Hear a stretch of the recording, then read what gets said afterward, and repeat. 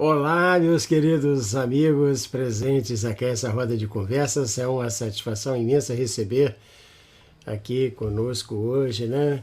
A Miraci, estudiosa da doutrina espírita, colaboradora do Grupo Sheila. O Rafael Siqueira, né? Nosso amigo querido lá do estado do Rio, de Niterói, mais precisamente, né? Do grupo lá do Raul Teixeira. Seja muito bem-vindo, Rafael. E o querido amigo Marcelo Orsini, né? Que não é de grupo nenhum, é de todos. Né? Então, muito boa noite a vocês, sejam muito bem-vindos. Boa noite. Muito boa noite. Boa noite, Miraci, boa noite, Robatino, boa noite, Marcelo Orsini. Boa noite a todos aqueles que estão nos acompanhando pelas redes sociais. É uma alegria estar com vocês.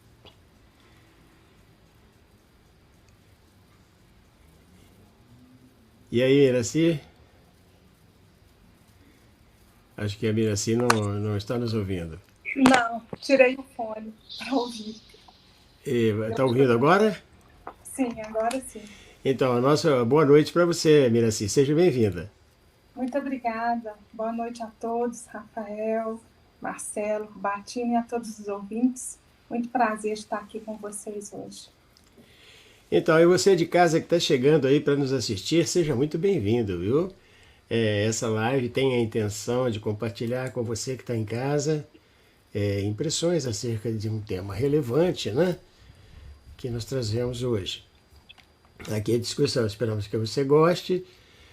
Você tem o chat aí do YouTube ou do Facebook para você entrar em contato conosco. Essa transmissão está sendo feita através de todas as mídias do Grupo Sheila e também através da Rádio Web Fraternidade e também da TV Secal de Santa Catarina. Então estamos sendo vistos aí por todos os cantos desse Brasil gigantesco. E nós vamos começar aqui conversando então sobre a temática de hoje, né? Que é desobsessão, mas antes vamos ver lá no dicionário da língua portuguesa diz que obsessão é a preocupação exagerada com alguma coisa, apego excessivo a uma mesma ideia, é uma ideia fixa. Que interessante, né? Então, ele ainda explica que a obsessão se dá, né, através de uma pessoa para outra, de um grupo de pessoas para uma pessoa, e isso significa que é uma influência, né, que os grupos exercem uns sobre os outros. Antes de entrar numa perspectiva de obsessão trazida por uma intermediação de um outro plano da vida, né? E há também aquelas obsessões que são geradas dentro da própria pessoa, né? Que se transformam em auto-obsessão, né? Que a pessoa tem pensamentos que não são do mundo da realidade, mas que o incomodam muito e lhe trazem grande sofrimento. Eu gostaria de começar então com o Marcelo Orsini, perguntando para ele, né, Marcelo, então sobre essas influências, né, que pessoas e grupos exercem umas sobre as outras, né, e que tem sido problemas aí, né, não só na área da psiquiatria, da psicologia, como até mesmo nas casas religiosas, né? Bom, muito boa noite a todos, colegas, companheiros, público que nos assiste. Muita paz. A questão da obsessão está diretamente ligada à própria existência humana, né? Os nossos relacionamentos. Nós temos uma vida de relação na qual influenciamos e somos influenciados. Quando se trata de obsessão, é uma coisa negativa, digamos assim, é uma ideia negativa. Não é uma coisa boa. Por isso que o Espiritismo vem nos ajudar, analisando do que se trata, buscando as raízes, as causas, sejam elas do nosso íntimo, sejam as causas externas, sejam causas de vidas passadas nossas, e principalmente o objetivo da doutrina dos espíritos é encontrar soluções para os processos obsessivos, Daí vir a expressão desobsessão. Mas, remetendo à pergunta do nosso querido Rubatino, nós vamos ao Livro dos Espíritos na questão 459, quando Allan Kardec questionou os espíritos que estavam assessorando a obra da codificação, através dos médiuns que trabalhavam ali com Kardec. Kardec perguntou: influem os espíritos em nossos pensamentos e atos? Ele fez uma pergunta bem direta. E os espíritos amigos responderam: muito mais do que imaginais. Influem a tal ponto que, de ordinário, são eles que vos dirigem. Então, é uma resposta muito contundente, mostrando que todos nós estamos imersos em um universo realmente de relacionamento, não apenas com pessoas encarnadas, que estão no mundo material como nós, mas que estão no outro plano da vida, na outra dimensão, os desencarnados. Muitas pessoas ficam preocupadas: será que há espíritos na minha casa? Há espíritos na casa de todos nós. Na minha, na sua, dos companheiros aqui, de qualquer pessoa. Nós temos espíritos frequentando os nossos ambientes. A questão, então, vai se tratar de como agir em relação a isso. O que de melhor tirar proveito dessa situação ou o que evitar nessas questões desse trânsito espiritual. Porque o Rubatino explicou, então, o conceito de obsessão genérico, né? Aquela vexação, aquela mania, aquela insistência de domínio. E, de uma certa forma, é isso que vai acontecer quando a gente estudar o assunto sob a ótica espírita. Então, eu vou encerrar aqui a minha introdução para que os companheiros também possam opinar. Perfeito. Então, Rafael, eu gostaria que o Marcelo abriu bem o leque aí, né? Mas o Marcelo, inclusive, o amigo Rafael, inclusive, é um acadêmico de psicologia, né? E, naturalmente, um pesquisador disso daí. Existe a influência entre pessoas do dia a dia, né, Rafael? Assim, por exemplo, uma pessoa do grupo familiar ou do grupo de trabalho, influenciando outras pessoas de maneira obsessiva, né? Existe isso dentro do processo do dia a dia das vidas das pessoas, né? Vamos lá, com certeza. Mais uma vez eu agradeço pelo convite de fazer parte aí desses estudos da noite. Cumprimento a Miraci, o Marcelo, o Rubatino, cumprimento a todos que estão nas nossas redes sociais, desejando votos de saúde e paz. Com certeza, Rubatino, quando a gente pega o conceito de obsessão, e eu estou pegando do Evangelho segundo o Espiritismo, lá no seu capítulo 28, que fala das preces espíritas, porque Kardec, antes de anunciar cada prece, ele trazia um conceito. Então ele trouxe o conceito da obsessão. Eu peço permissão para ler porque fica mais didático. A obsessão é a ação persistente que um espírito mau exerce sobre um indivíduo. Vamos agora decantar cada uma dessas palavras. Ação persistente. O que isso quer dizer? Não é uma simples ação, é uma ação reiterada. Ou seja, um espírito vai insuflando suas ideias, insuflando seus fluidos, vai atingindo o outro de uma forma reiterada, que um espírito mau exerce sobre o indivíduo, o que nos leva a concluir que espírito bom não leva à obsessão. O que leva à obsessão é um espírito mau, um espírito que não nos quer bem. E olha a forma didática como Kardec coloca para a gente. Um espírito exerce sobre o indivíduo. Aqui ele não diz se o espírito está encarnado, se está desencarnado, o que nos leva a crer que a obsessão ela pode se dar das mais variadas formas. Existe a obsessão do desencarnado para o encarnado, existe a obsessão do encarnado para o desencarnado, e existe a obsessão, igualmente, o Rubatino, entre encarnados e entre desencarnados. Porque onde existia alguém querendo impor a sua vontade, querendo influenciar negativamente outra pessoa, existe um processo obsessivo. E termina o conceito Kardec dizendo da seguinte forma: apresenta caracteres muito diversos, desde a simples influência moral, sem perceptíveis sinais exteriores, até a perturbação completa do organismo e das faculdades mentais. E mais para frente a gente vai ver que essa obsessão ela pode se dar de uma forma simples, através de uma fascinação ou através de uma subjugação. Agora eu vou responder a você mais diretamente. Será que eu, um encarnado, posso obsidiar o outro encarnado? Posso. Como isso se dá? Quando eu começo a fazer o predomínio da minha vontade sobre outra pessoa. Vejamos aqui no meu lar. Somos eu, a minha esposa e a minha filha.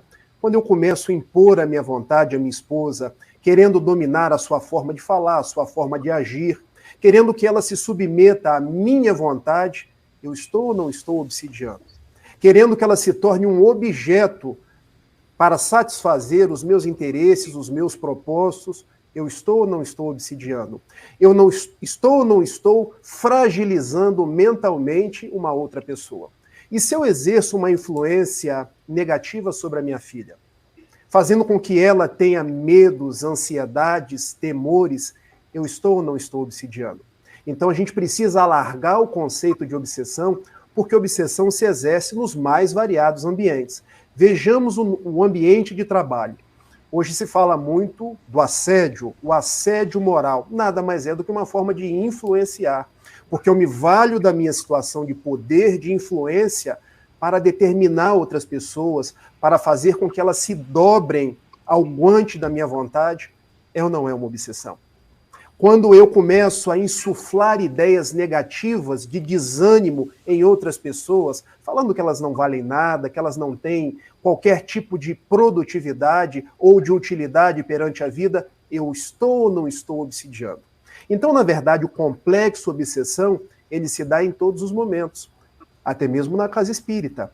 Quando eu, ao invés de fazer o bem, elevar vidas, elevar almas, trazer o entusiasmo, ideias positivas, eu estou sempre naquela postura. Eu gosto de fazer umas brincadeiras. Vocês lembram do desenho do Zé Colmé e do Catatal? Que tinha dois personagens. Um era o Lipe, o leão da positividade, o outro era uma hiena chamada Hard, sempre de cabecinha baixa. Ó vida, ó céu, ó azar. Eu transmito para as outras pessoas essa negatividade. Já viram aquelas pessoas que chegam para a gente, parece que o santo não bateu. A gente coloca a culpa no santo, mas em verdade são os processos de obsessão, onde uma vontade dominante, ela vai impondo a sua influência moral, a sua influência fluídica sobre outra pessoa. Então a gente deve entender que esse fenômeno obsessão, ação persistente, pode se dar de um espírito desencarnado para um encarnado, que é a mais comum, mas pode se dar de encarnado para encarnado, de desencarnado para desencarnado, e até mesmo de um encarnado para um desencarnado. Como isso, Rafael? Eu vou trazer um exemplo clássico. Quando um parente nosso desencarna, e nós sentimos saudade. Não podemos transformar a dor saudade em dor revolta. E eu começo... Não me desfaço das roupas, mantenho aquele quarto, todo dia naquela lamentação, passam-se anos. Eu começo encarnado a influenciar o desencarnado do lado de lá, porque eu me mantenho preso a ele, ele se mantém preso a mim.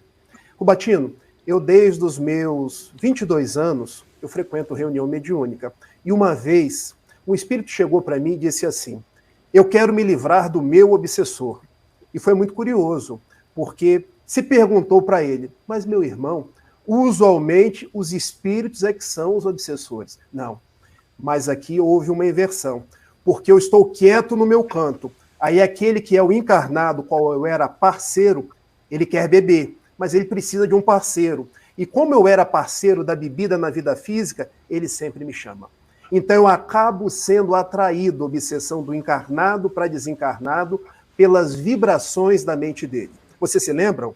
O Marcelo falou, a nossa mente emite ondas, a nossa mente capta ondas. Então a gente tem que ter essa assertividade de pensar que a obsessão é toda ideia que persiste, é toda ideia que se sobrepõe, é toda ideia fixa.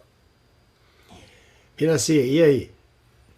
E aí eu fiquei super animada com esse convite, porque é um tema que a todos nós interessa.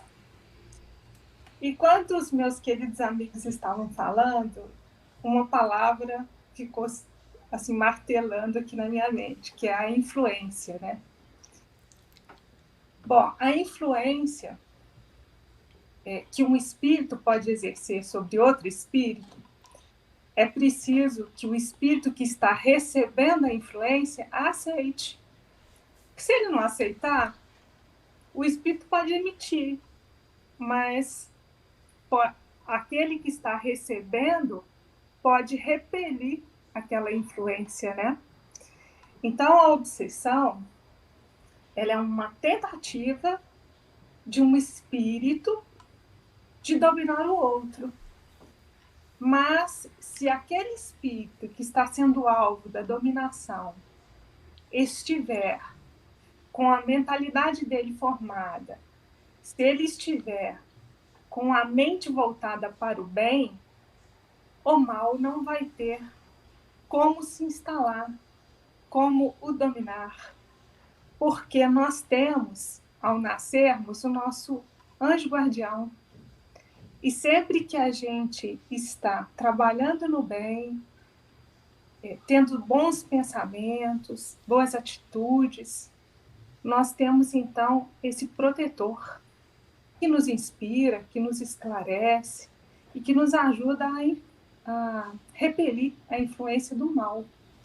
Então, se por um lado nós temos todo esse conjunto de influências negativas, porque estamos num mundo onde, infelizmente, o mal ainda prevalece em todas as circunstâncias da nossa vida, nós também temos os nossos benfeitores. Então, é uma escolha. Como é que se faz essa escolha? Através da nossa conduta, através da nossa vontade. Porque é óbvio que se nós estamos reencarnados num mundo de provas e expiações, um mundo onde o mal prevalece, é porque nós temos em nós essas mesmas imperfeições morais. Nós temos em nós todo um processo ainda de aquisição de virtudes. Como é que a gente vai adquirir as virtudes? Passando pelas circunstâncias, passando pelas provas, às vezes errando.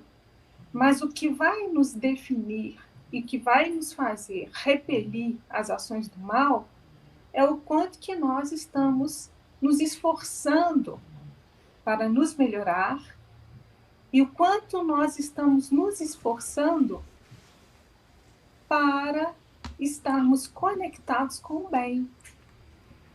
E conforme o próprio Livro dos Espíritos diz, o nosso maior modelo que teve na Terra é Jesus Cristo. Então, à medida que nós procuramos entender o Evangelho, procuramos vivenciar, eu sei que é difícil, que nem de uma hora para outra, mas só o fato de querermos já faz uma grande diferença nessa questão. Então, se por um lado a gente tem uma tenacidade do obsessor, nós também temos o nosso anteparo, que é a nossa força de vontade e que são os nossos abnegados benfeitores que estão a todo momento prontos para nos ajudar. Basta que nós abramos o nosso coração, a nossa mente para as boas influências. Então, apesar de estarmos no mundo, nós não precisamos ser do mundo, conforme diz Paulo de Tarso, é estar no mundo sem ser do mundo. Buscar a virtude, buscar nos melhorar, já faz uma grande diferença para a nossa felicidade agora e para a nossa felicidade futura. Porque repelindo o mal, nós estamos construindo em nós o bem. Esse é um antídoto. Isso está ao alcance de todos. Então, meus amigos queridos, estamos vendo aqui muitas pessoas, dezenas de pessoas participando conosco dessa discussão, desse tema tão interessante.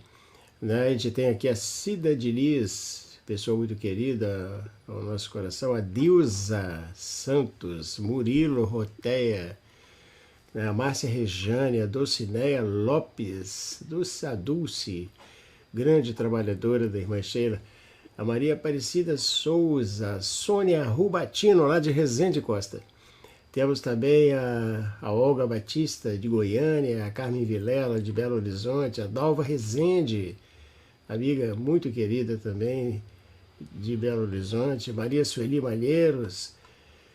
São muitos os nomes que estão nos acompanhando. E nós estamos aqui atentos a todas as mensagens que vocês mandam, viu? Se tiverem perguntas, questões a apresentar, fiquem à vontade. Rogério Bernini também, um grande amigo muito querido, estudioso da doutrina, está junto conosco aqui hoje. Mas, meus amigos queridos, certa feita, né, já há alguns anos atrás, enquanto encarnada,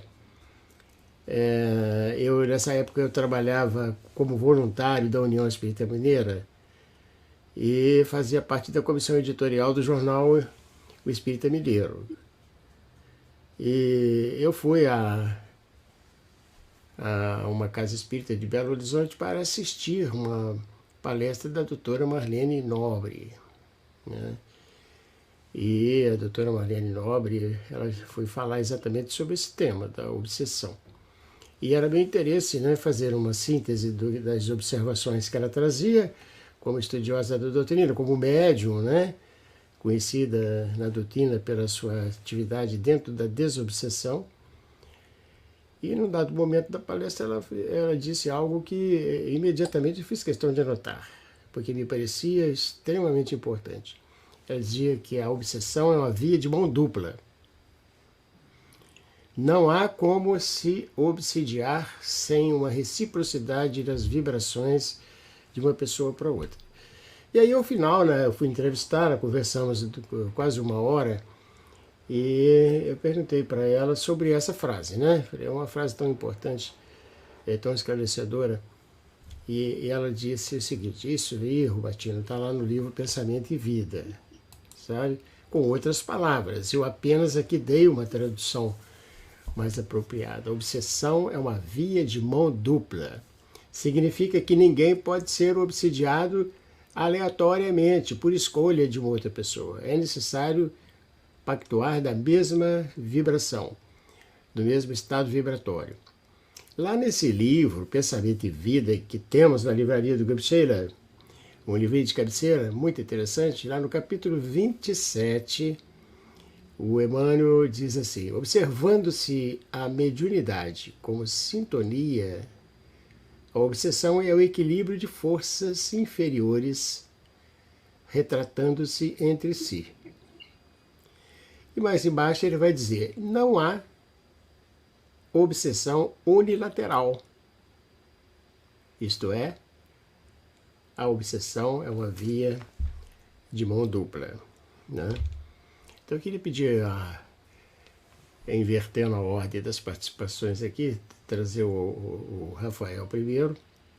Rafael, você poderia comentar essa informação do Emmanuel, né? Quando ele diz que não há obsessão unilateral, nem de encarnado para encarnado, nem de desencarnado para encarnado. Essa construção do benfeitor Emmanuel é a grande chave para que a gente possa entender o processo obsessivo, porque toda obsessão é um processo ou uma via de mão dupla. E eu quero fazer um breve estudo aqui para que a gente possa chegar nessa conclusão, começando pelo Livro dos Médiuns. Porque quando nós estudamos o Livro dos Médiuns, lá no capítulo 23, que fala das obsessões, no item 252, e eu peço permissão para fazer uma leitura rápida. As imperfeições morais do obsidiado constituem frequentemente um obstáculo à sua libertação.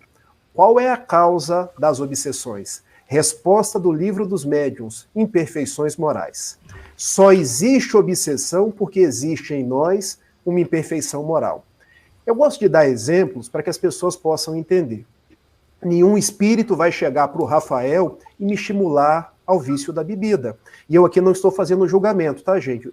Estou apenas tentando ser didático. E por que não vai me estimular ao vício da bebida? Porque eu não gosto de beber.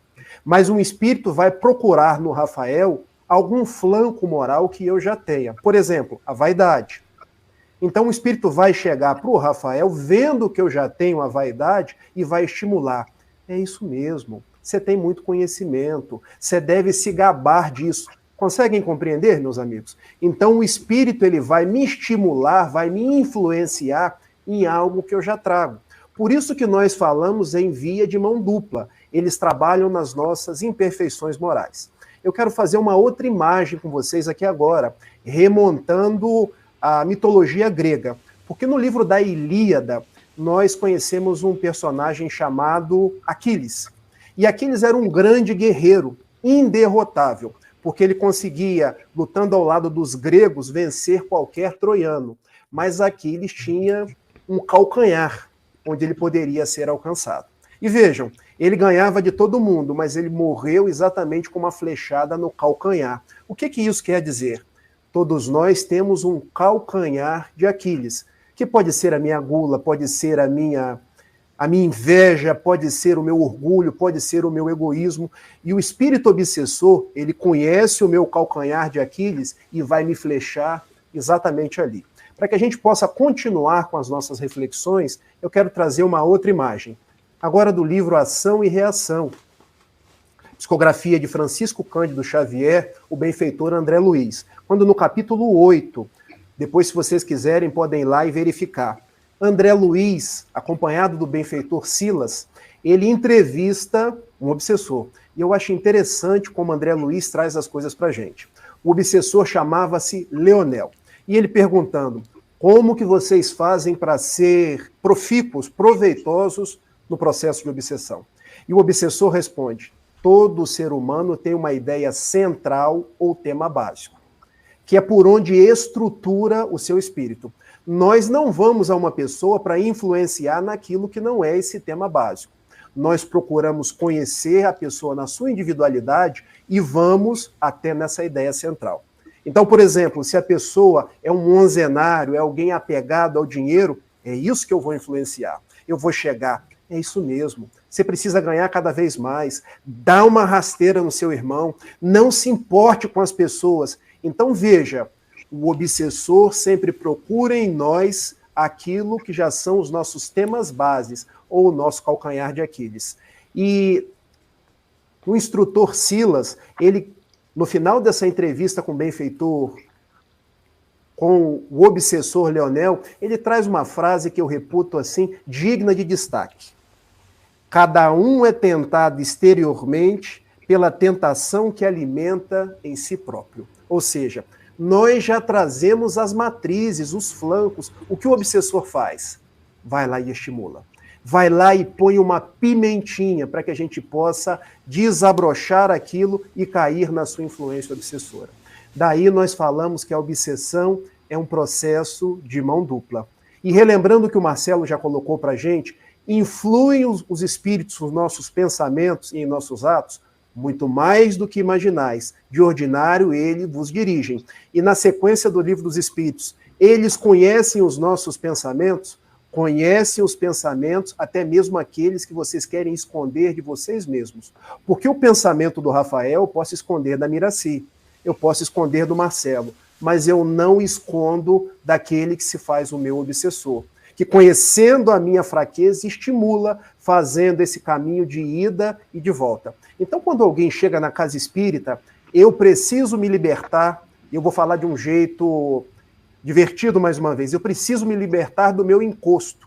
O primeiro encosto que nós temos são os nossos vícios, são as nossas mazelas, porque o grande processo de libertação das obsessões é quando eu venço as minhas imperfeições. Tornando-me uma pessoa melhor, o obsessor já não achará mais o vício o qual ele possa obsidiar.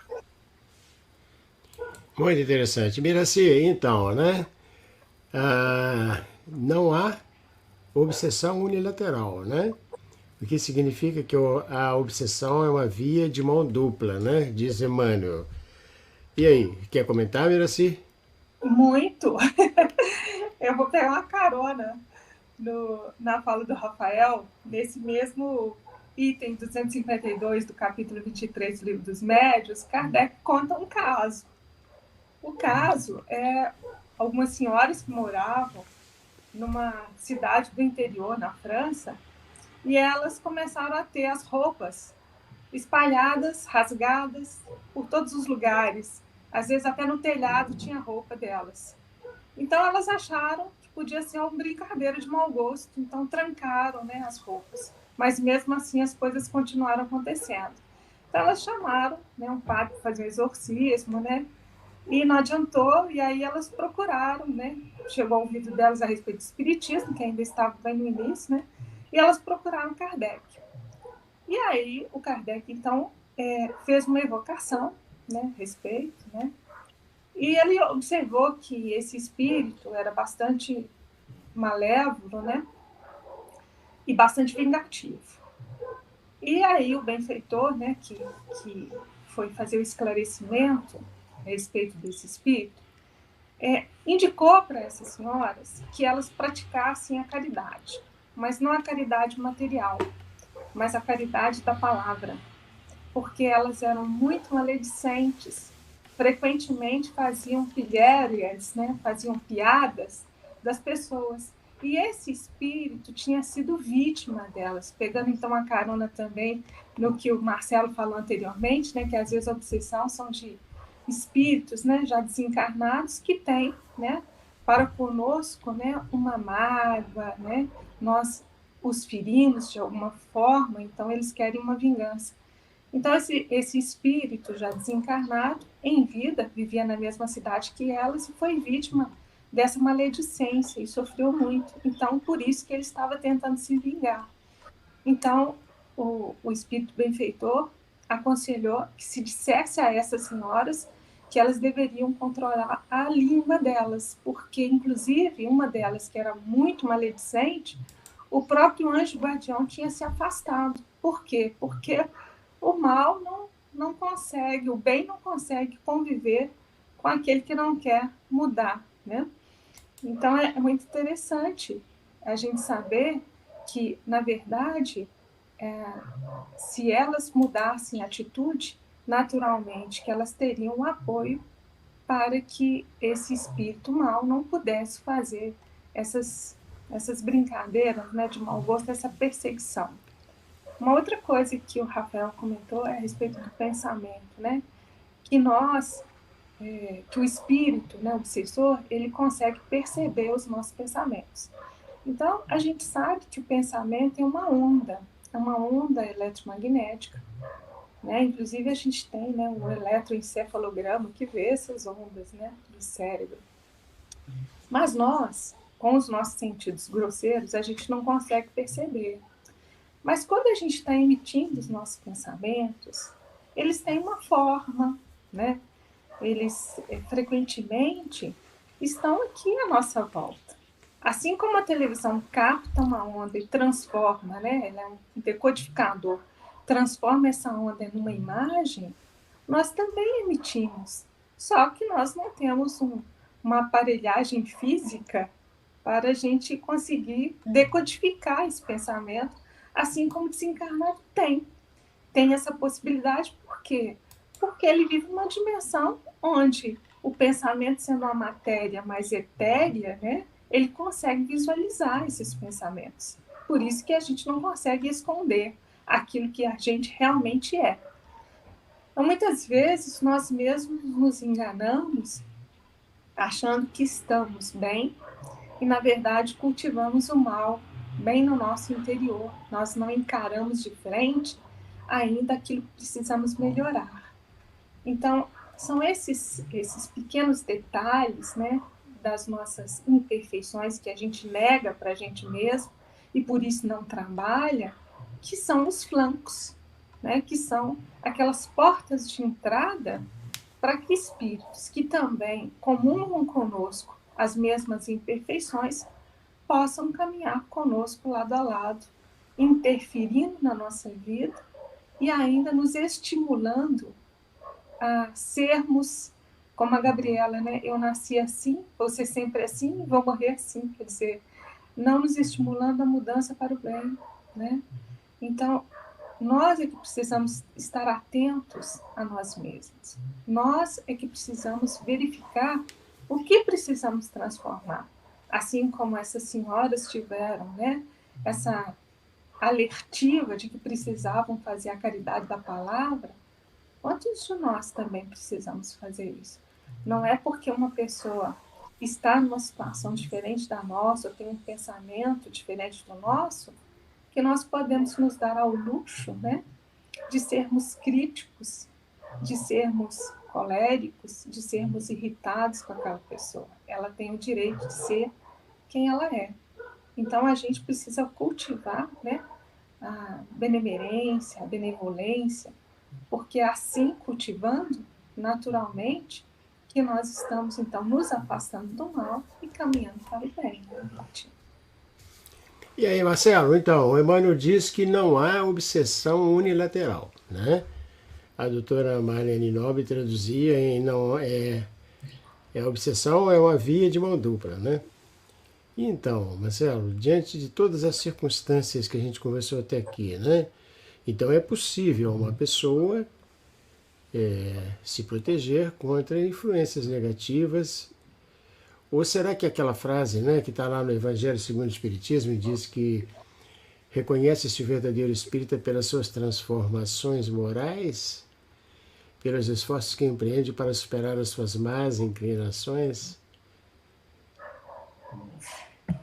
Bem, se nós estamos estudando a obsessão, nós temos que adentrar depois o tratamento, né? A desobsessão, as nossas defesas. É interessante a gente pensar, né? Para não ficar a impressão de que a obsessão é uma coisa inevitável, mas é uma coisa também que surge dentro do espírito da lei de causa e efeito. Deus permite esse processo de obsessão como também uma forma de nós repararmos erros do passado. Então, por isso que, através da nossa invigilância, o que é invigilância? Invigilância é quando eu tomo certas atitudes ou me deixo levar por certo tipo de sentimento e não cuido de me esquivar deles. Vou listar alguns aqui, por exemplo, revolta, ódio, ideias negativas, depressão, tristeza, desânimo, pessimismo, medo, ciúme, avareza, egoísmo, ociosidade, irritação, impaciência, maledicência, calúnia, desregramentos sexuais, vícios, desequilíbrio das emoções e vai por aí afora. Ou seja, quem não está sujeito a isso? Todos nós estamos em alguns momentos de nossas vidas, nós nos sentimos assim. Mas estamos vigilantes? Percebemos o que está acontecendo conosco e procuramos combater isso em nós? Essa que é a questão, o esforço pessoal. Mas a obsessão, ela não fica só na questão das causas morais, as imperfeições da nossa alma. Lógico, as imperfeições da nossa alma são basicamente a gênese de todo o processo. Mas há uma cumplicidade, às vezes, no processo obsessivo. Às vezes, estamos sendo aproximados por entidades. Vamos falar mais das que estão no invisível, que nós não conhecemos, não sabemos necessariamente quem são, pelo menos enquanto estamos encarnados, não temos consciência de quem está nos perturbando, se aproximando de nós. Então, vamos nos deter a esse tipo de obsessão, do invisível para nós, do espírito desencarnado para nós. Como é que eu faço com relação a isso? Será que eu estou sujeito a isso o tempo todo? Ora, quando eu tenho esse comportamento do desvio da moralidade, eu estou abrindo portas à chegada, à aproximação dessas pessoas que estão no campo espiritual. Mas, além das falhas morais, existem também, como causa das obsessões, aquelas relativas ao nosso passado, ou seja, crimes que cometemos, vamos chamar de crimes, todos os desvios que cometemos em relação à lei de Deus, a lei de amor, justiça e caridade, que muitas vezes os crimes cometidos contra o semelhante, contra as pessoas que nos cercaram em outras vidas, eles não foram solucionados lá atrás. E nem no campo espiritual, quando estivermos na erraticidade entre uma encarnação e outra, nós vamos ter uma solução plena para aquilo. Então, nós herdamos o compromisso na encarnação seguinte de sermos assediados por essas pessoas que se dizem nossos cobradores, que estão querendo, né, tirar satisfação conosco do que nós fizemos. Então, chegamos aqui no momento que é importante a gente falar um pouco também sobre o obsessor. Quem é esse obsessor, afinal de contas? Vamos dizer que ele não é um monstro. O obsessor não é um monstro. O obsessor é uma pessoa, um homem, uma mulher, uma criança. É alguém que tem conosco um sentimento forte de algumas coisas. Por exemplo, às vezes até um grande amor não correspondido pode atrair para nós uma presença espiritual que o espírito está nos passando uma influência negativa por aquela vibração do seu perispírito, aquela coisa nociva que ele está transmitindo pelo seu pensamento doentio, mas ele não está fazendo de propósito. Ele está apenas em sofrimento e se aproximando de nós. Então, nem toda obsessão é uma coisa feita intencionalmente. Mas o obsessor, ele não é um monstro, ele não é um ser saído das trevas, ele é um espírito que, como nós, está em evolução, ele não tem uma morada eterna nas trevas, ele não é um ser diferente de nós que só vive de crueldades, ele não é um condenado sem remissão pela justiça divina, não é necessariamente alguém mau, como esse caso que nós explicamos aí da paixão, né? De você gostar muito de uma pessoa, desejar muito uma pessoa.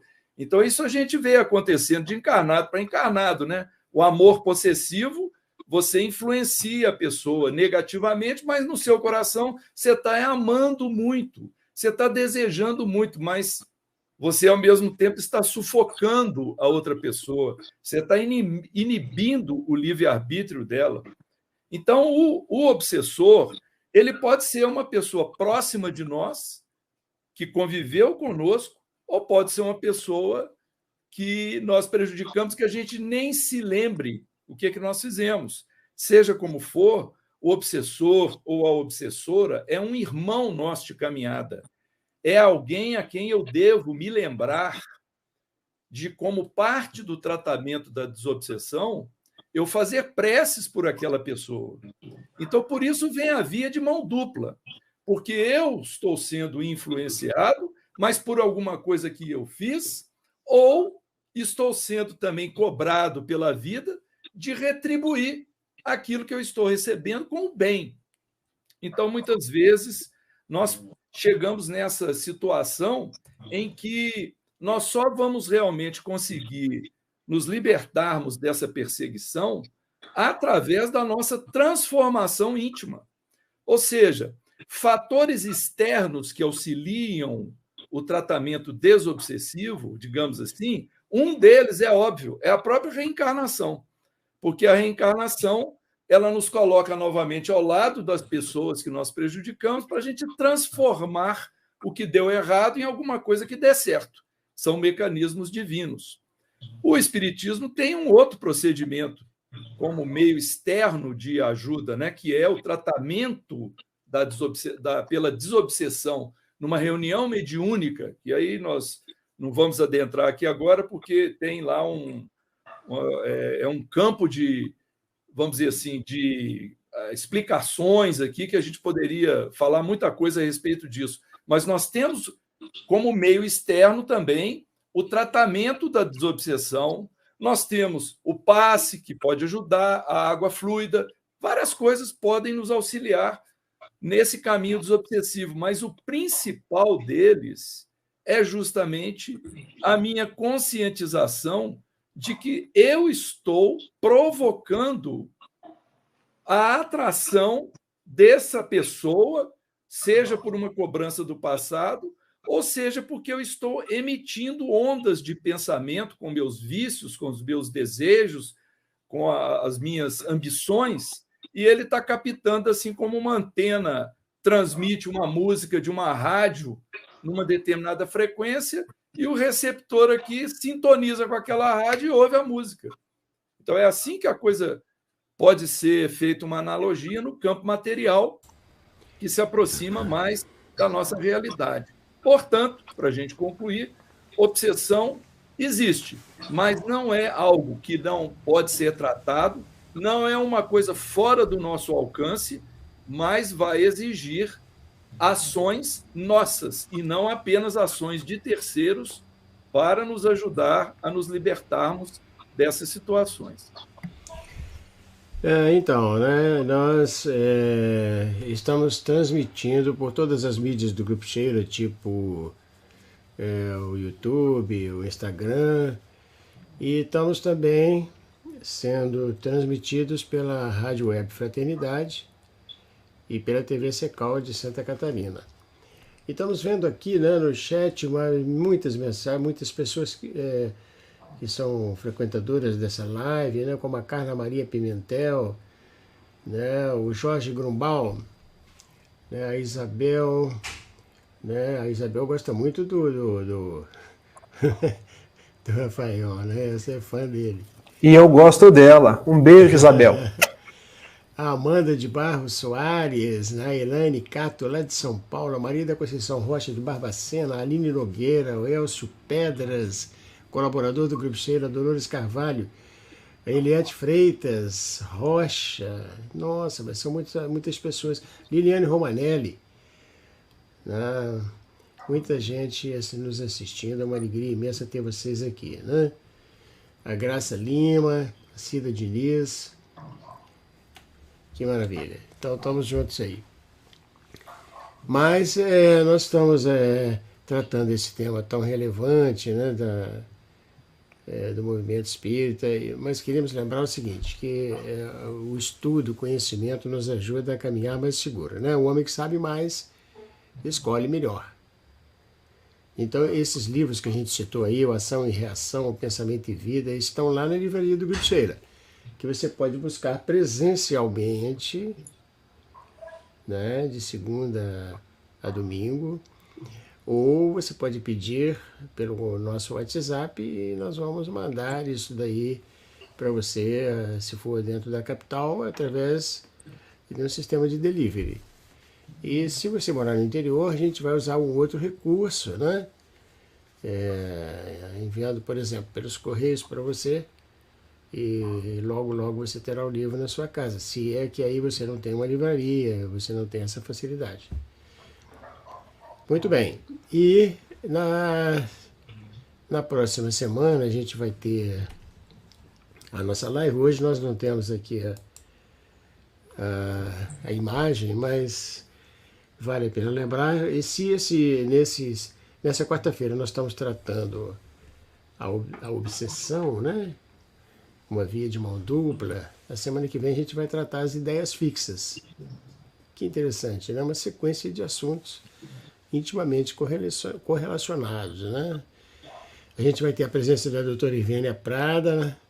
Professora da USP, o Renato Vernaschi, de Bauru, e o Valmor Barros, de Camargos, de Belo Horizonte. Mas, meus amigos queridos,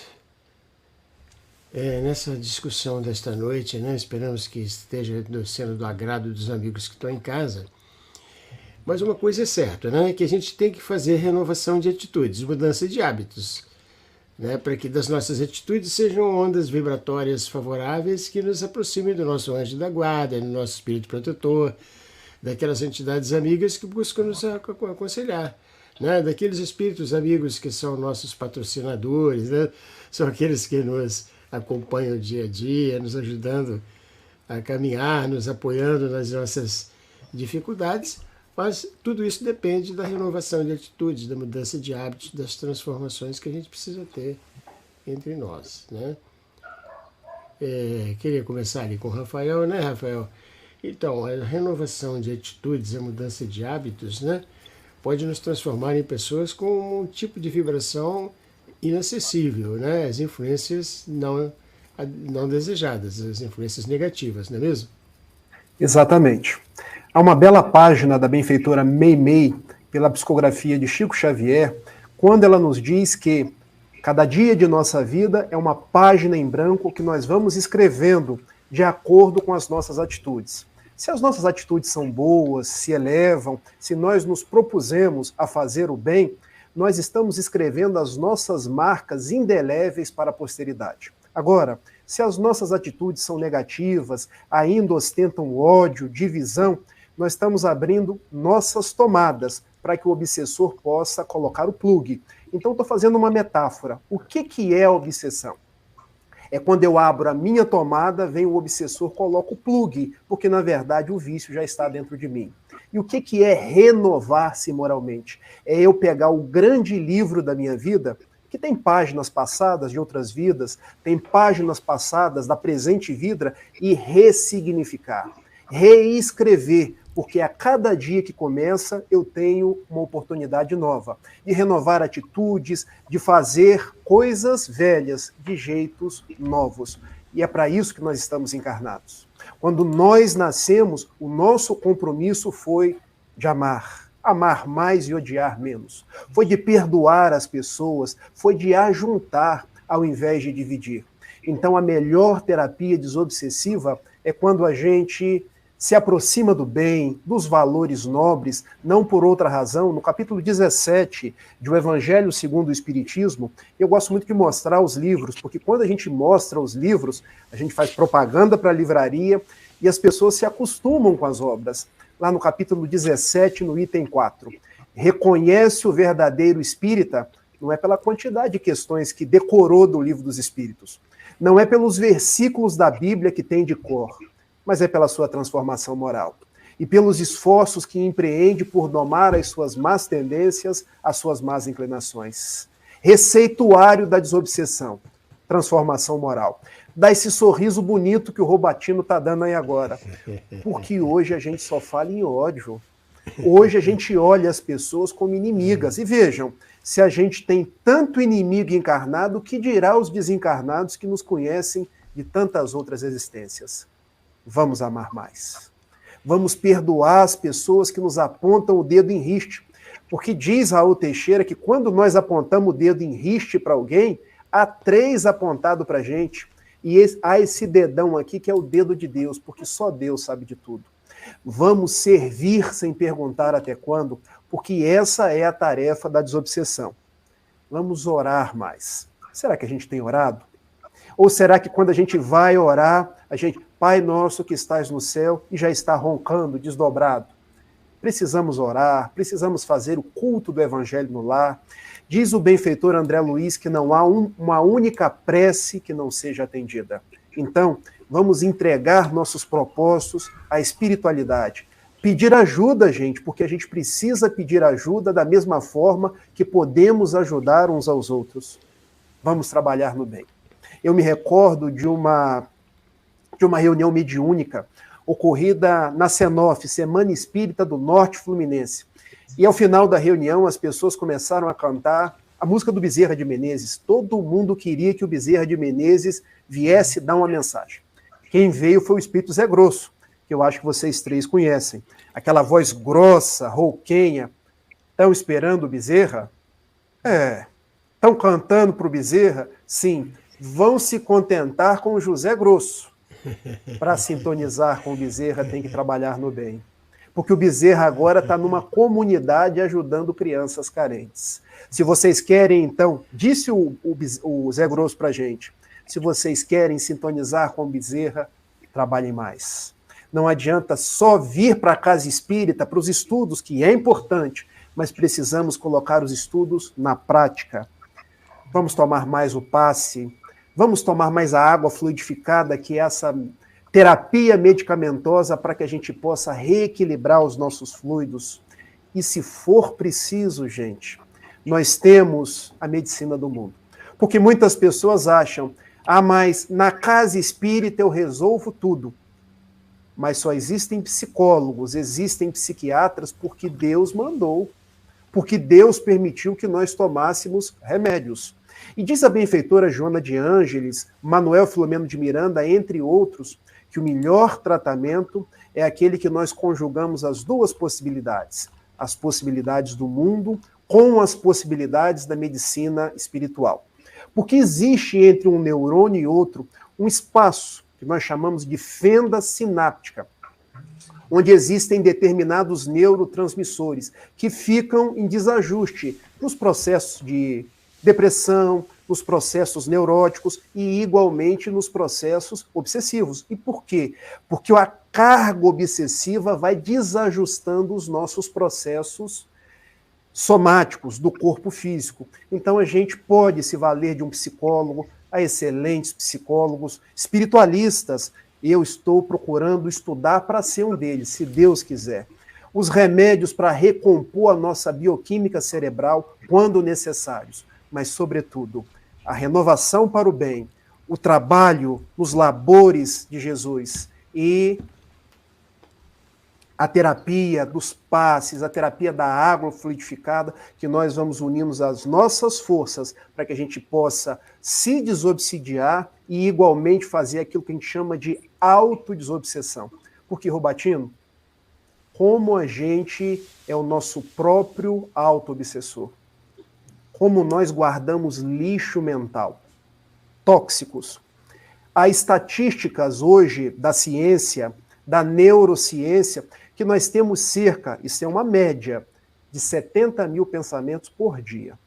Dentro desses 70 mil pensamentos, cerca de 80, 90% não são elevados. Se a gente não tem pensamentos elevados, a gente está sintonizando com quem? Com Bezerra? Com a Sheila? Não. Nós estamos sintonizando com espíritos do mesmo jaez que a gente. Por isso que quando a gente vai orar, a gente diz, vamos elevar os pensamentos, porque usualmente eles não estão.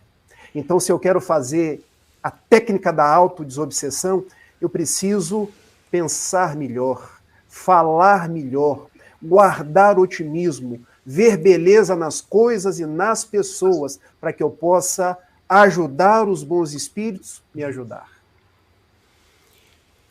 Nós estamos falando nesse bloco, né, sobre renovação de atitudes, mudança de hábitos, né?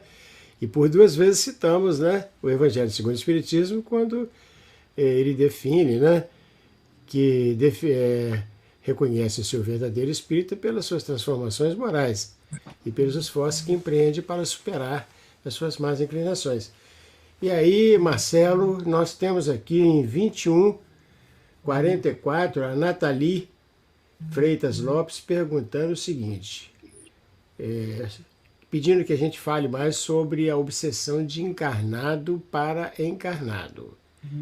Quer dizer, de que maneira, Marcelo, a gente, se modificando intimamente, a gente pode se contrapor com uma influência de encarnado para encarnado, talvez encarnando de melhor maneira, né? Bom, já até foi muito bem explorado esse tema aí pelos colegas, mas vamos falar sobre uma coisa que acontece no nosso dia a dia, palatável, né? O ambiente de trabalho, isso às vezes é muito comum, grandes empresas, né? Nós temos pessoas de toda sorte de personalidade, pensamento, interesses, e às vezes não é um chefe querendo obrigar a gente, né, a fazer isso, fazer aquilo. Às vezes é mesmo um espírito dominante pela personalidade dele. Ele deseja se impor, deseja... É aquele momento em que a gente se sente acanhado e constrangido no nosso livre-arbítrio de não poder expressar aquilo que a gente gostaria, ou de desagradar se eu agir dessa ou daquela maneira. Isso acontece também dentro de casa, acontece nos lares. Eu, particularmente, e acredito que os colegas vão pensar da mesma forma, a solução é sempre o que vem aqui de dentro. Nós temos que encontrar o medicamento dentro de nós. Não tem como você alterar, mudar o comportamento da outra pessoa. O André Luiz, ele fala, eu não me lembro se é no Conduta Espírita ou no Agenda Cristã, que a gente, quando tiver uma ferida, nós não vamos lá fustigar as moscas, a gente tem que cuidar da ferida. Então, o nosso pensamento, nossa linha de trabalho, ela tem que estar voltada para dentro de nós, em nos precavendo, em nos fortalecendo. Muitas vezes, um mesmo ambiente onde haja uma pessoa maltratando ou tentando se impor, subjugando a outra, aquela pessoa vai criar suas defesas e vai começar a pensar de uma forma diferente. Ela vai se sentir mais tranquila em relação àquilo, ela vai compreender, às vezes, a fraqueza do outro que está tentando subjugá-la, fraqueza moral, que nós queremos dizer, né? Perdoando, tendo mais paciência para com ele, porque nós estamos todos em níveis de evolução espiritual diferente, mas nós gostaríamos de relacionar algumas coisas que consideramos sejam medidas preventivas para todos nós, principalmente nós espíritas. Somos muito estimulados, por exemplo, ao estudo. O espírita precisa estudar muito. Estudar a doutrina, estudar o evangelho, estudar de uma forma geral para ter cultura, mas também procurar aprofundar o estudo da sua doutrina, entender o que é o espiritismo, ler os livros da codificação, ler as obras subsidiárias, porque quando a gente não estuda, nós estamos sujeitos a instabilidades do pensamento, a gente se limita às trivialidades do dia, a gente fica com pouca convicção dos nossos conhecimentos, das nossas coisas, dos nossos objetivos, nós ficamos dando espaço para as ideias vazias. É a sala vazia onde adentram lá os espíritos inferiores, né, e ficam navegando ali na nossa mente. Nós fazemos julgamentos equivocados, porque aí vem os nossos preconceitos. Nós aceitamos as coisas sem discernimento. Então, a pessoa que não procura estudar, que não procura se informar, ela fica sempre insegura e dependendo de outras pessoas. E, além do estudo, muito importante para nós, a prece, mas aquela prece bem formulada, com sentimento, a prece sincera, a prece que a gente se preocupa mais com o outrem do que com nós mesmos. Ou seja, a proposta é a gente fazer, realmente se lançar a uma reforma íntima, sistematizada. Isso é que vai nos ajudar nesses relacionamentos, seja com os encarnados ou com os desencarnados. Por quê? Porque o estudo, ele abastece a nossa mente com esclarecimento e com um apoio que vai ser uma semente lançada à nossa terra. E a prece, ela vai ser como a água que vai regar aquela semente, ela vai nos ajudar a sintonizar com o mais alto. E a vigilância, que nós já mencionamos, vai ser como o lavrador, que vai ficar tomando conta do terreno, vai ficar observando se as coisas estão correndo tudo certo, né? Dentro daquilo que é esperado de nós. Mas, para tudo isso, vai ser sempre necessário vontade, perseverança, esforço e abnegação. Então, podemos sim contar com ajuda externa. Uma pessoa, se ela estiver muito obsediada, e aliás, nós nem falamos aqui ainda da gradação da obsessão, talvez valesse a pena explorar isso daqui um pouco, né? Os níveis de obsessão, que pode ser desde o simples, fascinação, subjugação. Então, supondo, independentemente disso, que nós precisamos, em algum momento, contar com uma ajuda externa. Mas, mesmo que venha uma ajuda externa, seja da casa espírita, seja de uma pessoa que está nos ajudando, nós precisamos nos ajudar pela oração, pela leitura, pelo trabalho no bem. Se a gente não se comprometer, nós vamos ser coniventes, e aí o obsessor, que às vezes não está nem fazendo intencionalmente, ele vai se sentir muito confortável com as nossas reações. Então, assim, nós entendemos e esperamos ter respondido a contento aí a dúvida ou anseio da colega que nos perguntou. Pois é, então, né, nós estamos sendo vistos aí por Rosimar Cristóvão, lá de Porto Alegre, no Rio Grande do Sul, e também por um amigo muito querido ao nosso coração, o Daltro Rigueira Viana, a Vera Mendes, ambos de Belo Horizonte. Mas tem uma pergunta aqui que está sendo endereçada a nossa querida amiga Miraci, né? Eu acabei mexendo aqui no chat e perdi a... Ah, não, é de um amigo. O amigo Elcio Pedras. Ele é um colaborador do Grupo Sheila, uma pessoa extremamente estudiosa da doutrina. Ele faz uma pergunta, Miraci, para você, viu? Ele quer saber se a obsessão pode influenciar as crianças, ou se as crianças estão infensas às influências espirituais negativas, chamadas de obsessão. Elcio, as crianças, assim como nós adultos, somos todos espíritos, né? Nós estamos aqui, por exemplo, hoje eu estou aqui em Miraci, mas em outras encarnações eu fui, né, outras personalidades. A criança que está agora, nesse momento, como criança, ela já foi adulta em outras encarnações. Naturalmente, que assim como o Marcelo falou sobre os inimigos do passado, a criança também traz. Obviamente que ela tem também o seu protetor espiritual, né? Agora, dependendo da tenacidade, né, desses espíritos, podem sim causar determinados desconfortos para a criança.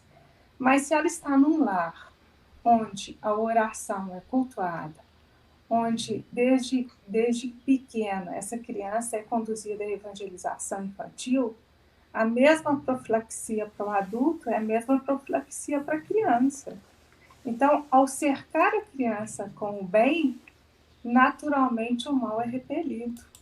Então, todos nós, independente da idade, nós devemos cultuar a oração, os bons costumes, né? Ouvindo boas músicas, ouvindo, né, boas palestras, indo a ambientes, né, onde são cultuados a virtude. Tudo isso nos afasta, obviamente, da obsessão. Com a criança também. Então, por isso que os pais, eles têm um papel fundamental. Hoje, nas casas espíritas, existe a evangelização infantil no ventre. Então, a criança, antes de nascer, ela já começa a ter contato com o Evangelho de Jesus. Esse é o nosso maior antídoto. Conforme nós falamos anteriormente, o bem afasta o mal. Vamos pensar no mal como uma sala bem escura e você acende um fósforo. Imediatamente, a escuridão se dissipa. Então, nós temos o poder de riscar o nosso fósforo, que é o pensamento no bem, que é a atitude voltada para o bem. Nós sabemos que todos nós temos as nossas imperfeições, mas se nós nos cercamos de boas influências, naturalmente as más influências se dissipam. Olha só, que bacana, Miraci. Olha só, Rafael, agora tem uma pergunta aqui para você, meu caro amigo. Olha só, que interessante essa aqui, viu? A Maria Cecília Nunes Carneiro, lá em 22, às 22 horas, ela nos perguntou assim: boa noite, sou difícil, quase não me suporto. Maria Cecília Nunes Carneiro, muito boa noite, que Jesus te abençoe. Há um grande cantor e poeta aqui no Rio de Janeiro, Luiz Antônio Mileco. Ele nasceu com deficiência visual e engrandeceu a vida cantando, fazendo as mais belas poesias. Eu quero dedicar a você uma das poesias do Mileco, que dizia mais ou menos assim: você é uma canção que Deus canta, Ele quis compor você. Você é uma canção que Deus canta, Ele gostou de compor você. Ninguém tem o seu sorriso, sua voz, seu tom, seu jeito. Ninguém tem o coração que só palpita no seu peito. Do poeta do infinito, você é perfeito verso. Rima rica que faltava do poema do universo. Todos nós temos as nossas dificuldades. Todos nós temos os nossos momentos que a gente mesmo não se suporta, que a gente se dá conta que ainda faz muito mal, quando já deveria fazer mais o bem. Mas o próprio apóstolo Paulo, lá em Romanos 7, versículos 19 e 20, dizia: Não faço o bem que quero, mas o mal que não quero, esse faço. Então a gente tem que olhar para nós mesmos com mais doçura, com mais tolerância, entendendo sempre que nós somos filhos de Deus. Nós caímos, mas a providência nos levanta. Temos a responsabilidade de nos melhorar, mas não podemos olhar para nós mesmos com aquele olhar de cobrança excessiva, com aquele auto-martírio, porque o auto-martírio vira também uma auto-obsessão. Se você não se suporta, passe a olhar para você mesmo de um jeito diferente. Passe a ver qualidades que você as tem e, se for preciso, busque ajuda. Busque um amparo no atendimento fraterno numa casa espírita.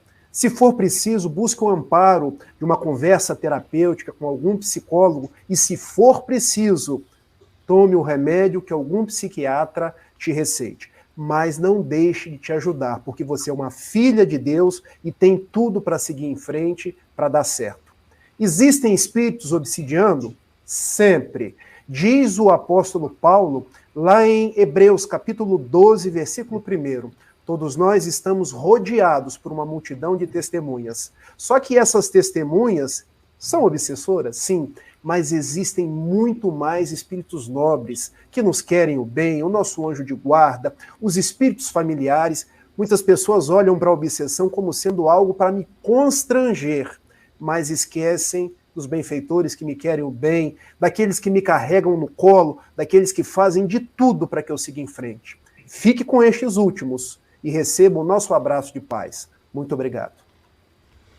Interessante, muito rica essa reflexão proposta aí pelo Rafael. Rafael, depois você podia compartilhar conosco esse poema aí, viu?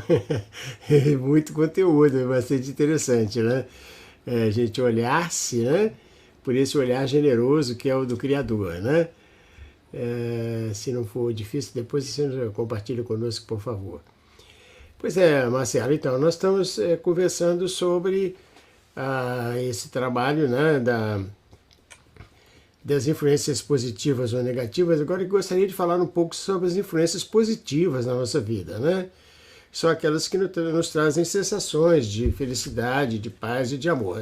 Afinal, né, Marcelo, nós sabemos que há espíritos amigos que estão investindo na nossa experiência, né, acreditando na nossa renovação de atitudes, na nossa mudança de hábitos, acreditando que podemos ser pessoas melhores e, por que não, pessoas felizes, né?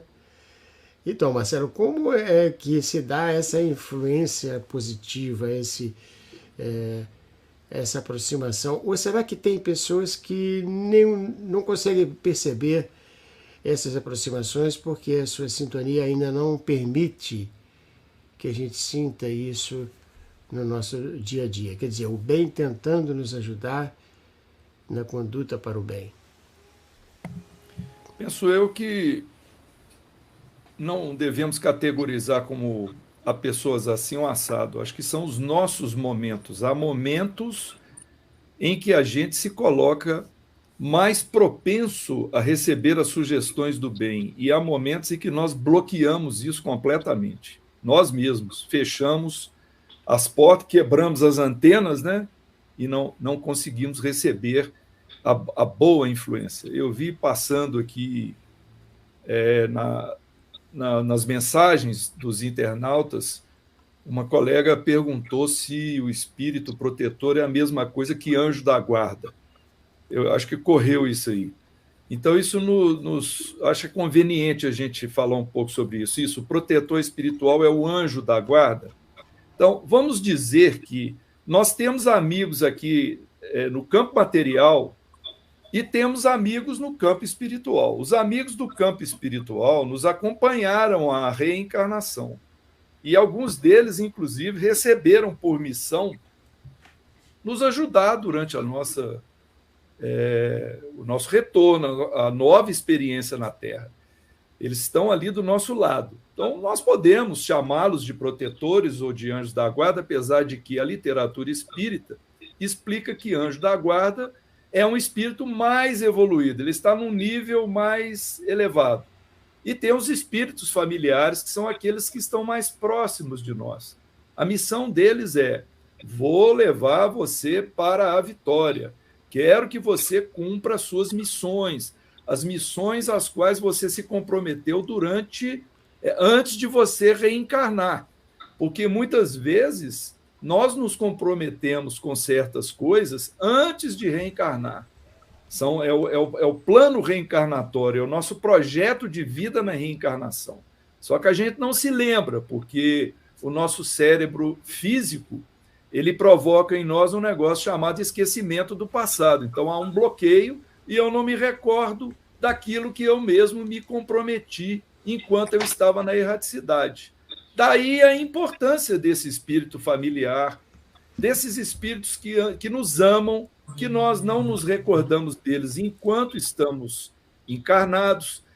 Provavelmente vamos reconhecê-los quando nós retornarmos à pátria espiritual.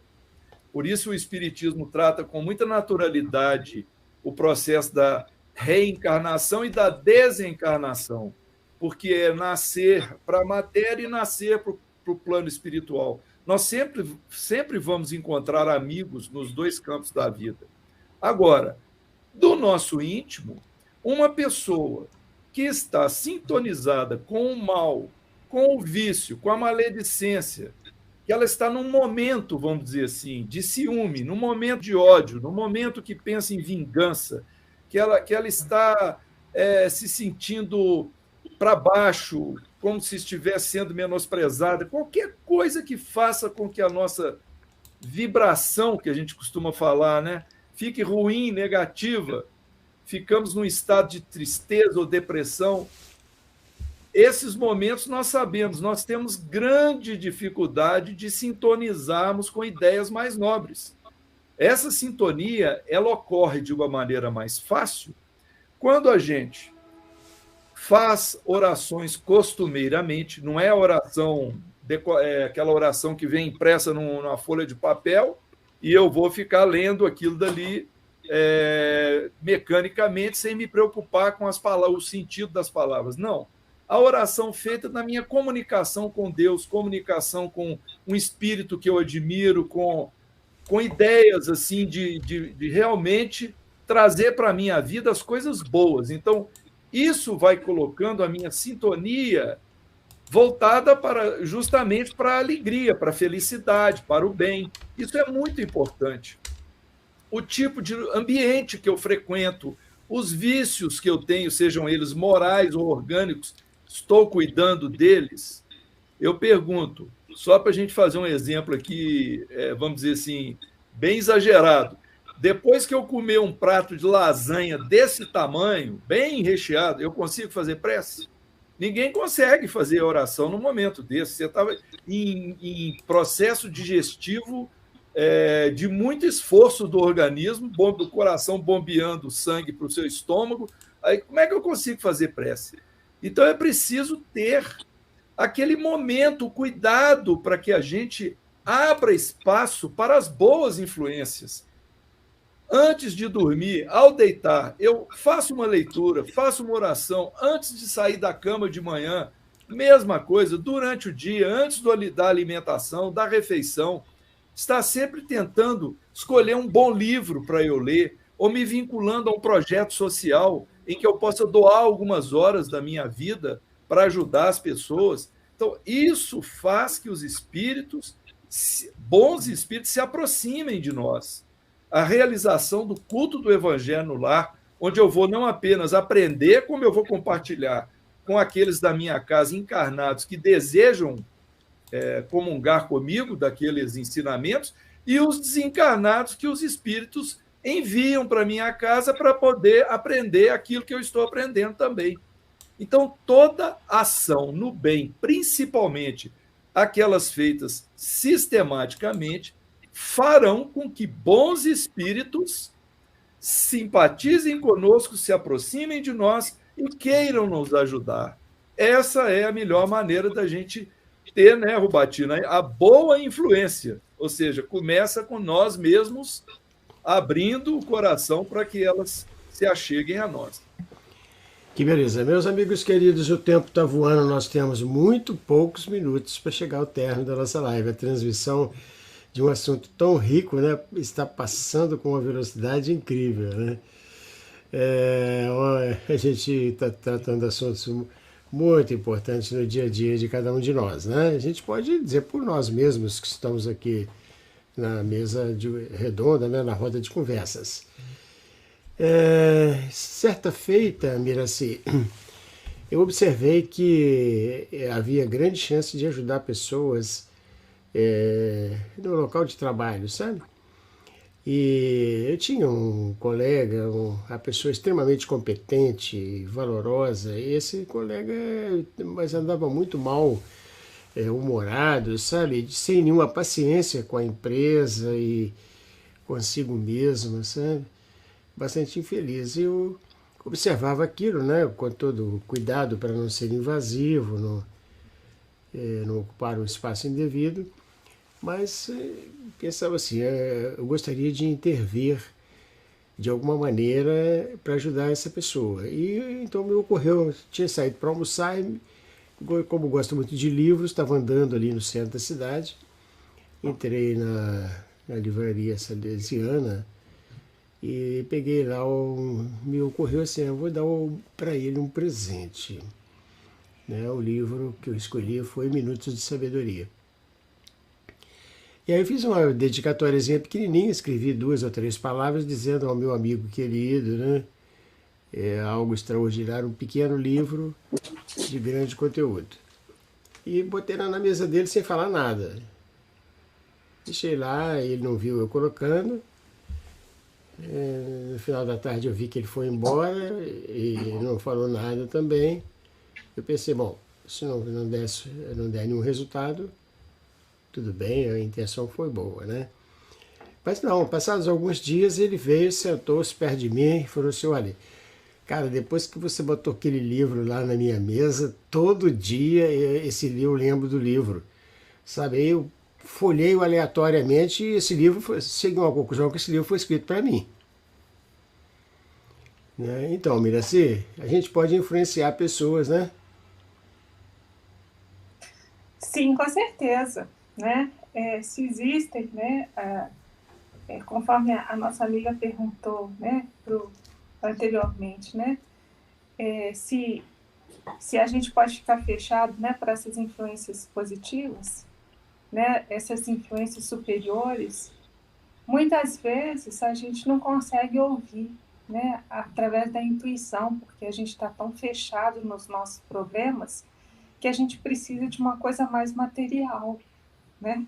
Então, Deus socorre o homem pelo próprio homem. Então, muitas vezes, se a espiritualidade não consegue intuir aquela pessoa, intui o Rubatino, sabe? Aí o Rubatino vai lá e coloca um livro na mesa do companheiro que está triste.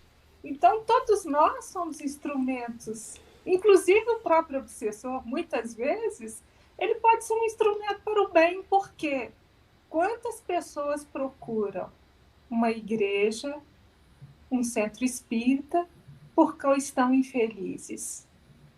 E a partir daí, elas têm um encontro consigo mesmas, um encontro com Jesus. Então, de um mal pode advir um bem. Então, muitas vezes, as pessoas procuram pela dor o consolo do nosso Mestre Jesus. Então, as oportunidades, muitas vezes, Deus nos dá a todo momento. E, às vezes, a gente acha que é o mal. Não, mas é a oportunidade de nos reequilibrarmos. Então, uma pessoa, por exemplo, que acha, que gosta pouco de si mesmo, que às vezes não se suporta, começa a fazer o bem, que aí você fazendo bem. Ontem eu fui no supermercado e foi no final do dia, eu estava muito cansada e tinha 2 crianças conversando sem parar. Foi me dando uma irritação, aquela falação das crianças. E eu falei, gente, o que é isso? Como é que eu estou irritada assim? Aí eu inverti a história. Aí eu me aproximei das crianças, elas estavam falando sobre um donuts que elas tinham ganhado ali na fila, né? Loucas para comer e conversando qual que era o melhor. E eu comecei a conversar com as crianças. Falei, é mesmo, eu também vou querer um donut desse. Qual que é o sabor melhor? E comecei a conversar com as crianças. Rapidamente aquilo passou e foi muito bom conversar com as crianças. Então, assim, todo momento a gente tem a oportunidade de superar uma coisa que aparentemente é ruim e a gente vai se abrindo para uma coisa boa, né? E conforme eu falei, o homem, nós todos como homens socorremos, né? Uns aos outros. Então é importante que a gente assuma esse papel também, né? O anjo de guarda não precisa estar no plano espiritual, não, pode estar aqui, né? Cada momento que a gente faz uma boa ação, nós estamos nos tornando um pouco melhores e nos conhecendo o nosso lado bom, né? Que às vezes a gente fica tão preso nas nossas imperfeições que a gente esquece também de falar do nosso lado bom. E é importante que a gente também se valorize, porque cada vez que a gente se valoriza, a gente dá oportunidade para a vida nos usar como o Urbatino foi usado, né? Para ajudar um amigo que estava numa situação difícil. Pois é. Então, nós estamos chegando ao final da nossa transmissão de hoje e lembrando que na semana próxima passada a gente fez uma temática ligada à oração, né? E naquela ocasião a gente então dava nítida e segura informação de que a oração é um meio extraordinário de a gente começar o dia, por exemplo, né?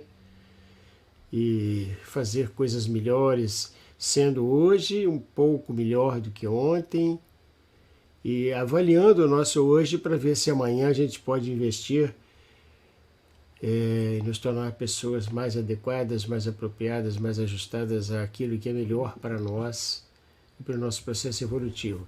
Aí 1 minuto para cada um dos amigos queridos aqui, começando pelo amigo Rafael, né? Rafael, sobre a importância da oração no processo de renovação de atitudes, de mudança de hábitos, de se aclimatação a uma outra possibilidade de ser feliz. A oração é o nosso momento de conectarmos-nos com o Pai, porque Deus é nosso Pai. É o momento da gente dizer das nossas dúvidas, das nossas questões e da gente abrir as portas da nossa mente para a espiritualidade. Vamos orar mais. Vamos intercambiar com as verdadeiras fontes da vida. Aproveito para agradecer a você, Rubatino, pelo convite, agradecer pela companhia prazerosa da Miraci, do Marcelo, com os quais eu aprendi muito na noite de hoje. Agradecer por cada uma das pessoas que compartilharam conosco suas mensagens, suas perguntas, e olha que já são mais de 10h30 da noite, ou seja, nós estamos fazendo algo para o bem, estudando o Evangelho, e quando a gente age no bem, nós também estamos orando. Muito obrigado, que Jesus nos abençoe e possa nos envolver a todos em vibrações de saúde e de muita paz. E aí, Marcelo Orsini, 1 minuto para você lembrar para nós aí com a sua sabedoria, seu gosto pela literatura e pelo estudo, né? A importância da oração na mudança de hábitos, né, Marcelo? Acho que tudo que nós falamos aqui tem um peso importante: esforço, oração, estudo, pensar positivamente, vigiar-se, se ligar a uma tarefa caritativa, tudo isso é importante. Eu queria aproveitar para dizer também que esse estudo ele está ao alcance de qualquer um que esteja assistindo essa live. Existem muitos livros a respeito disso. Um dos que nós gostamos muito é o livro da Sueli Caldas Schubert, intitulado Obsessão, Desobsessão, Profilaxia e Terapêutica Espíritas. Tem certeza que tem na livraria do Sheila, que é um livro muito comum, muito procurado, né? E desejar a todos muita paz, a todos os nossos lares, agradecer a companhia dos colegas, agradecer o convite do Grupo Sheila e que Jesus abençoe a todos nós, hoje, agora e sempre. Muito obrigado. E aí, Miraci, 1 minuto para você lembrar para nós aí, né, sobre a importância da oração no nosso processo de mudança. A primeira ideia que me vem quando falo de oração é a questão da humildade, né, que é a primeira bem-aventurança, né? Bem-aventurados os pobres de espírito. Quando a gente faz uma oração, a gente está se colocando numa posição de pedir ajuda, né? De abrir, né, a nossa mente para coisas que nós, infelizmente, ainda não conseguimos perceber com clareza. Então, é preciso ser humilde para que a gente se coloque nessa posição de submissão àqueles que sabem mais do que nós. E é nesse sentido que a oração pode nos socorrer muito, porque nós estamos nos colocando humildemente na condição de aprendizes. E nós todos precisamos muito, porque, como diz o Gúbio, o mal é ignorância, né? Nós pecamos muito mais por ignorância do que propriamente por maldade. Então, nós precisamos muito desse auxílio. Por isso que a gente deve sempre estar submisso através da oração. Agradecendo muito, né, a oportunidade de estar aqui com todos vocês. Marcelo, que já conhecia já de muito tempo, eu tenho aprendido com ele já há bastante tempo. Agora conhecendo o Rafael. E o Rubatino, que é essa pessoa que nos valoriza, que sempre está conosco, né, nos incentivando cada vez mais a melhorar. E a todos vocês que estão na live de hoje, meu muito obrigada. Obrigada pela paciência, obrigada pela oportunidade de estar aqui com vocês. Desejo a todos vocês uma ótima noite. Pedimos ao amigo Paulo Henrique que apareça conosco aqui na transmissão e enviamos uma mensagem de carinho aí a Márcia Pereira, lá de Recife, que nos mandou uma boa noite dizendo muito obrigado. Hoje vou dormir com certeza melhor e com pensamentos renovados. Isso mesmo, Márcia, temos que renovar, não é? E nos propor a uma percepção mais adequada do cenário da vida. Às vezes as dificuldades são molas propulsoras que nos transformam em pessoas melhores. A nossa gratidão também ao amigo Paulo Henrique, o engenheiro, né, eletrônico, que garante as nossas transmissões com excepcional qualidade e dedicação. Nós estamos na live, se não me engano, de número 120, não é isso, Paulo? 120, isso. Que maravilha, né? 120 semanas sem interrupção no ar. Queridos amigos, até um dia desses, se Deus quiser, em nome do Grupo da Fraternidade Espírita Irmã Sheila, a nossa melhor gratidão pelas presenças amigas de vocês. E quem está em casa, fiquem com Deus. Tchau.